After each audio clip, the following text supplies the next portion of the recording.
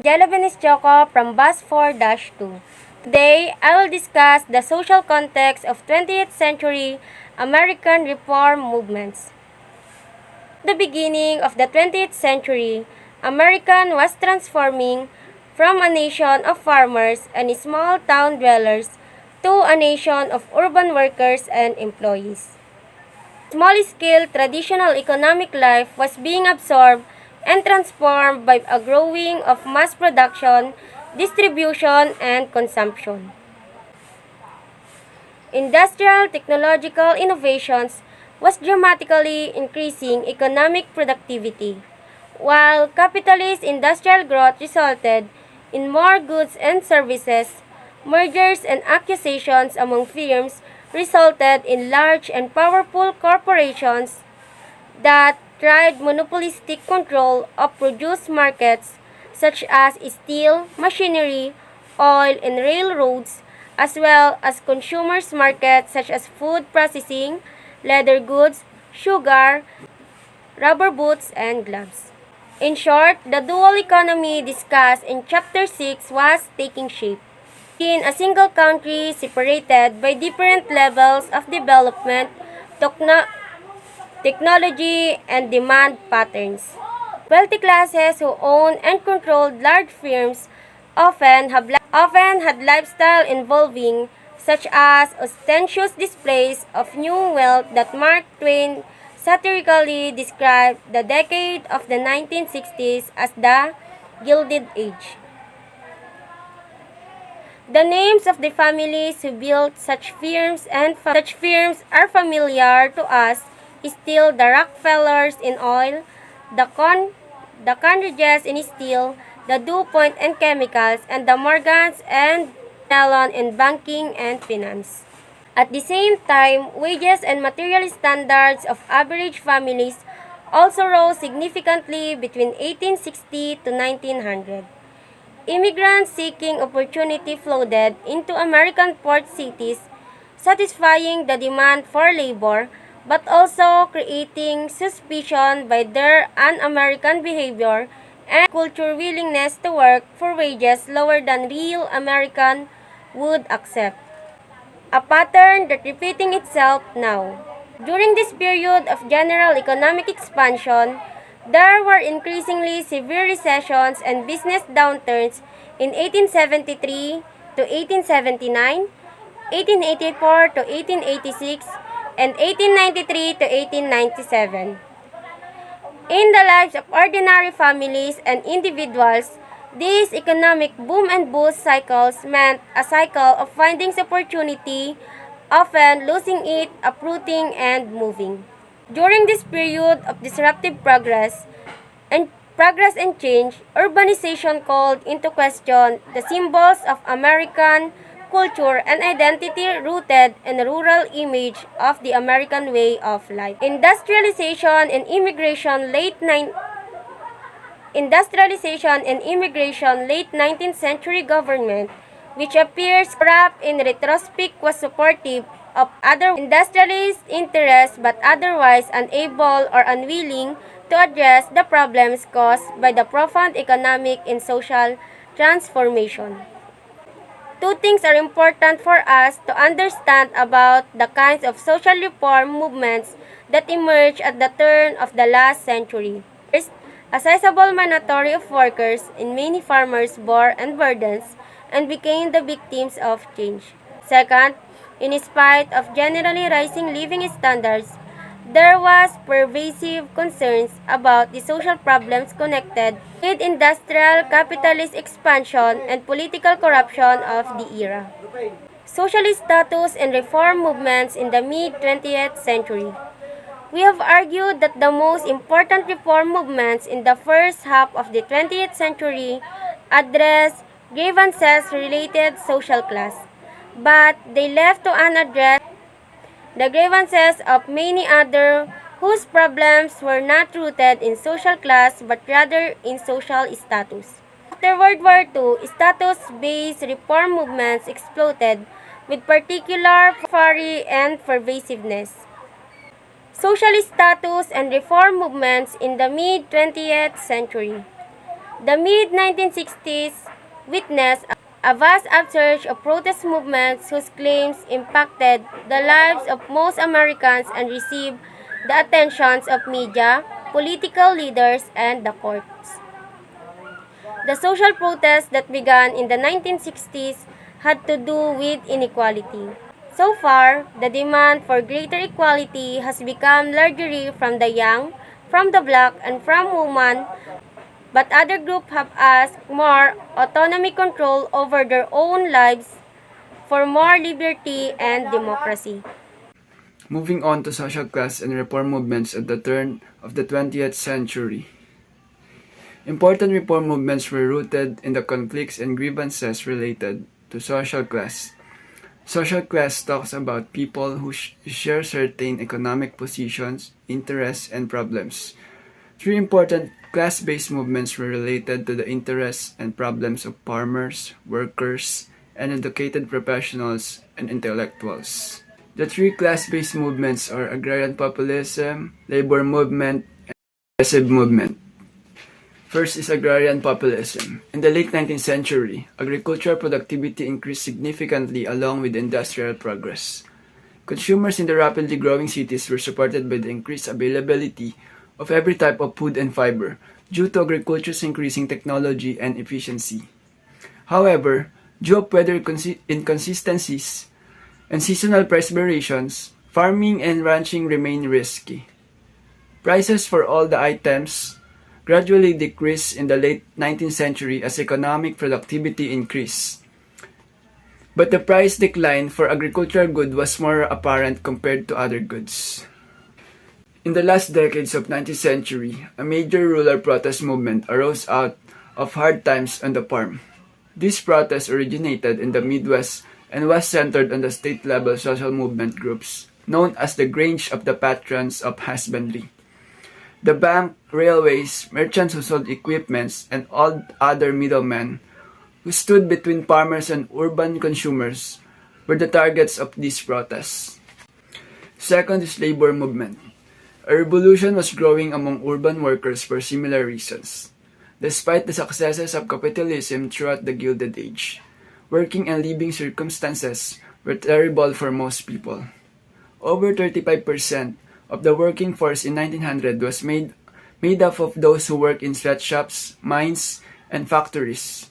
However, they only worked during prosperous times as the recurring business downturns consistently caused 18% of the working force to lose their jobs.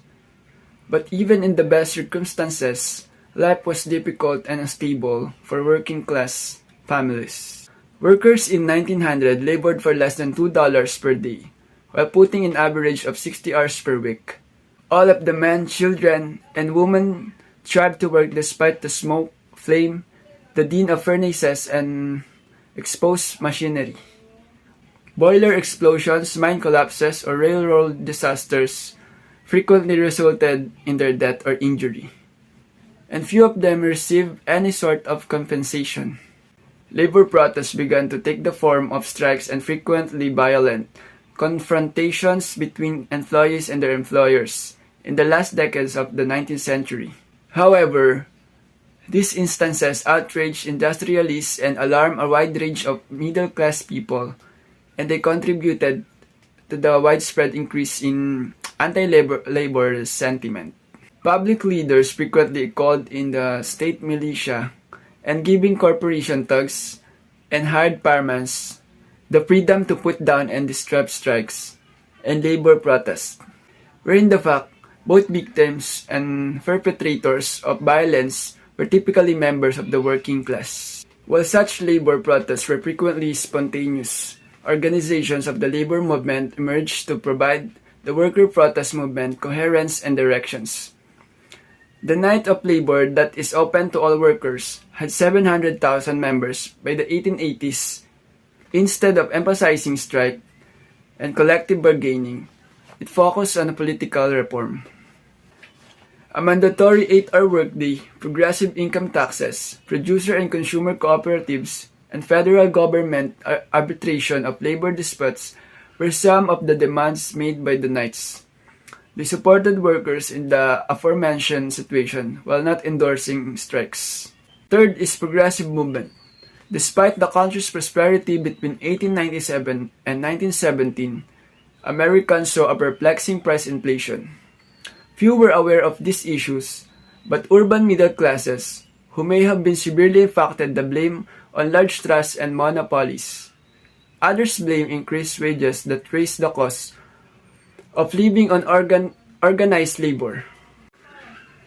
Industrial capitalism stemmed to the new middle class, which included scientists, academicians, professionals, technicians, and government employees in addition to new salaried clerical and sale workers. They were particularly affected by inflation as salaried employees and felt trapped between big labor and big business. To address the complaints and aspiration of this newly forming middle class, the progressive movement was taking shape at the turn of the century.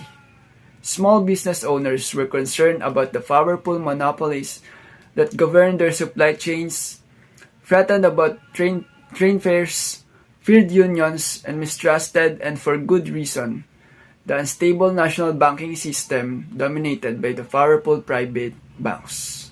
Independent professions such as doctors, attorneys, and ministers saw their privilege and independence eroding in the society that was increasingly ruled by industrial tycoons.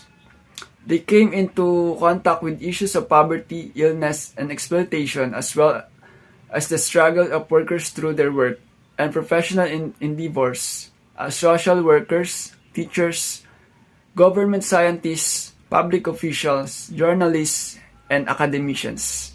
These grievances gave rise to progressive movement, which grew into a comprehensive attack against unchecked monopoly capitalism, pervasive political corruption, and the social issues. It produced a wide social vision of social change, focusing on the demands and ambition of the newly developing middle classes, but less obviously linked to class interests that the reform suggested by agricultural reform of unionicists. To sum up, all of the movements mentioned had a lasting impact on American society structure and changed the cultural presumption that people in this country debate or take for granted. The workers' movement, agricultural reformers, and progressive reformer established the validity of social and political regulation on capitalism and restrained expansion. They established the right of common workers and farmers to organize on their own behalf, to anticipate decent jobs, and to demand a certain level of financial stability during hard times. Jubel P. Estabilio, Class 4-2, and here's my report. The Civil Rights Movements. Organized by African American, the Civil Rights Movements was the centerpiece of this status equality revolves. It provides for subsequent movements the basic ideological master frame, social discrimination, and drive for the civil rights, as well as protest strategies such as nonviolent direct action. Social movement organized by African America were certainly not new in America. The National Associations for the Advancement of Colored People, NAACP, was founded by the black sociologist W.E.B. Du Bois in 1910. Urban League was founded during 1920s to represent interests of African American migrate to the North. In 1950s and 1960s, American Africans were committed to improving their status and integrations into the mainstream of American life. Martin Luther King Jr.'s newly formed Southern Christian Leadership Conference, SCLC, channeled the mass mobilization of the civil rights movement. The SCLC was a federation of organizations rather than a membership body. In 1955, the first massive direct actions in the civil rights movements came in Montgomery, Alabama, where under SCLC leadership blacks boycotted the city bus system that required them to ride at the back of the buses. The penultimate engagement between civil rights demonstration and Southern whites came in Montgomery, Alabama in 1963. when local sheriffs attacked peaceful demonstrators with fire hoses, police dogs, and cattle prods.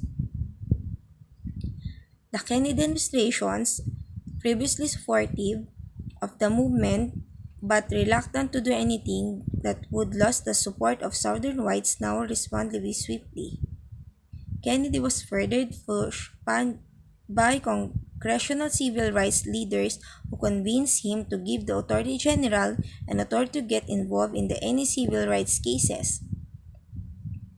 A Comprehensive and Civil Rights Act was passed by Congress in 1964. No longer in control of the SCLC discipline nonviolent tactics, the movement grew in power but splintered into different movement organizations with different strategies. But President Lyndon B. Johnson war on poverty and the Ghetto revolts burned into American political conscience as a convictions that African Americans and organizations minorities had to be accommodated in the American scheme of things in the part to preserve the social order and in part of revolves the moral dilemmas posed by the challenge. An important feature of African American civil rights movements is that provide inspiration, a model, and the master ideological frame for movements among other status groups. Black Lives Matter began in 2013 as a small group of associations in South Florida who were upset by the article of George Zimmerman in the killing of Trayvon Martin. The three most enduring features of the movement are its inclusive focus on groups thought to be marginalized by mainstream civil rights organizations, gays, lesbian, transgender people, the disabled, and others. The focus on direction, demonstration, and marches to draw attentions and publicly to their cause and now border focus on police reform, body cameras, and greater accountability for police behavior and use of violence. Overall, Black Lives Matter has revitalized parts of the broader civil rights movement viewed by many as too old, staid, and respectable, and has focused broader attentions on racial inequalities in police behavior and criminal justice. The New Life and Counterculture Student Movement. These movement organizations were most directly stimulated by civil rights protests. Student activist groups were organized in the early 90s at the major American universities. In 1964, when the University of California attempted to ban such organizing political speech and fundraising on campus, the militant free speech movement erupted with prolonged demonstrations, sit-ins, and negotiables with the administration about freedom of speech and political actions, but ultimately about a wide variety of other student concerns as well. As the baby boom generations flooded undergraduate enrollments, the student revolts spread like a prayer. Students challenged the traditional in loco parentis doctrines by which universities assumes the right to control students' social and academic behavior. In the mid-1960s, President Johnson instructed the selective service system to begin drafting college students and move that creative agitations against the war. The Student for Democratic Society in the mid-1960s, the student movement became the prime source of anti-draft and anti-war aggressions, a new left ideology that was broad critique of American society. The Student for Democratic Society articulated a new left ideology that was broad critique on American society. This new left student movement distanced itself from the older American socialist and communist parties. Student protests flourished briefly in the late 1960s but had disappeared by mid-70s. Student life brought much greater autonomy in living conditions than in 1950s. Feminist movement. The feminist movement was little heard of during the Depression and World War II years. Like African Americans women were voted out the labor force upon the return of white men from the war. Opinion leaders told women to find happiness in the traditional pressures of femininity, domesticity, and motherhood. There were broader case for the rise of feminist protest in the 1960s.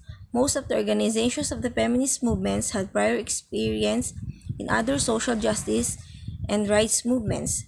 A national network of leaders emerged, including Betty Friedan, Germaine Greer, and Gloria Steinem.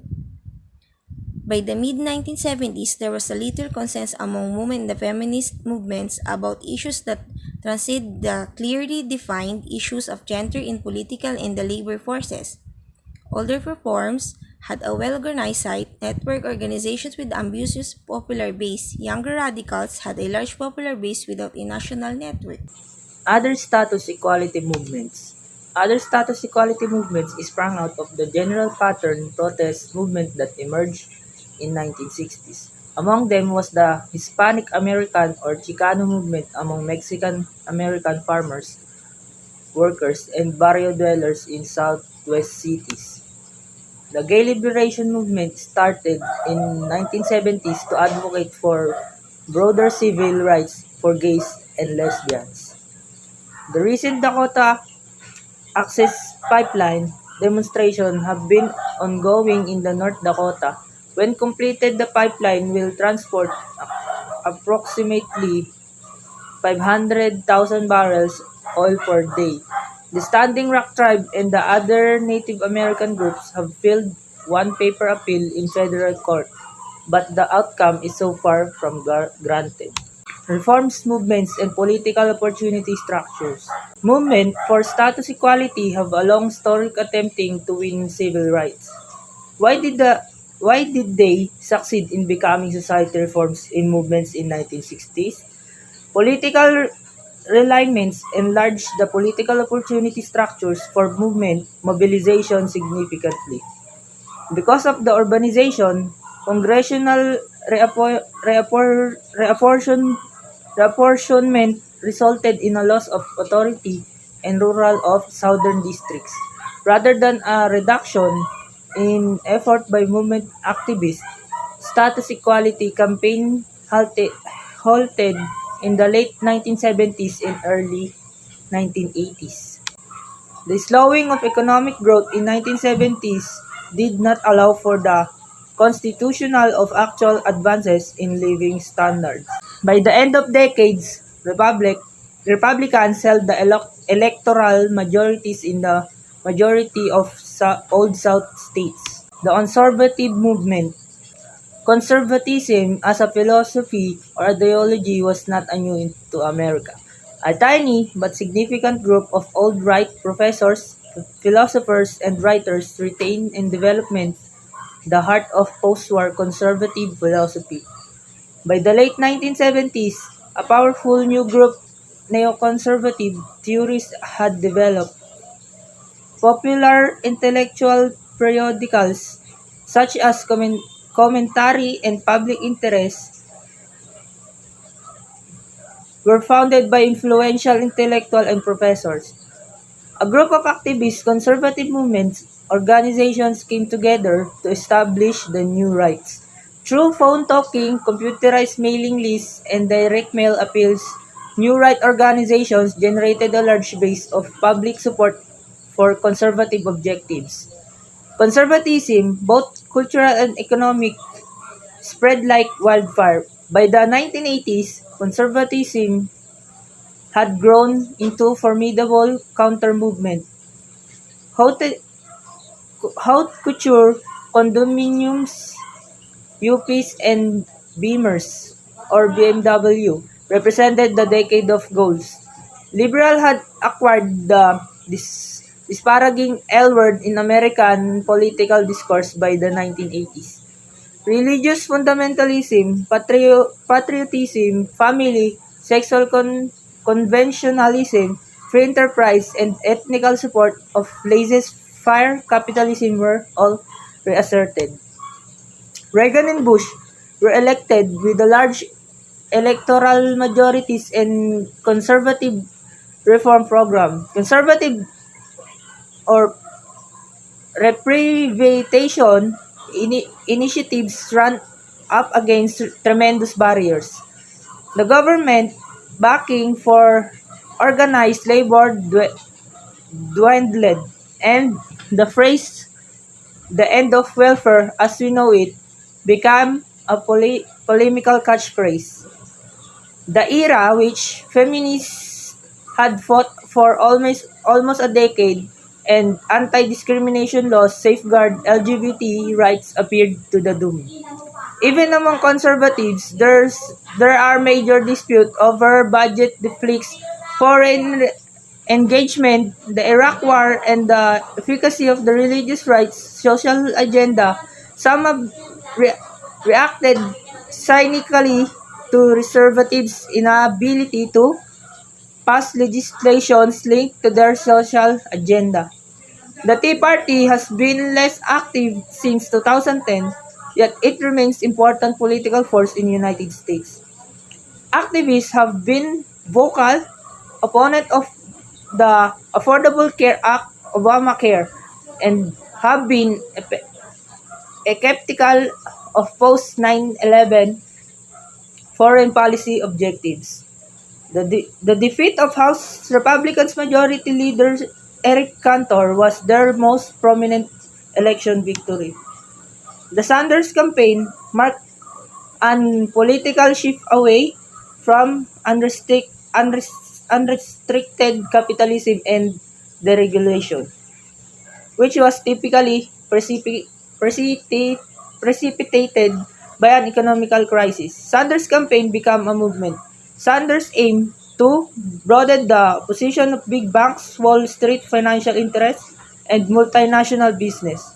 Trump's candidacy evoked white supremacist theme and was backed by white national organizations.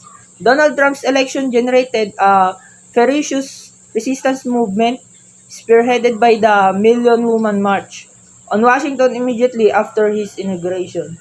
The Democratic Party has lost significant voters in areas that used to govern it, and it now faces total political power in the United States, the House, the Senate, and the presidency.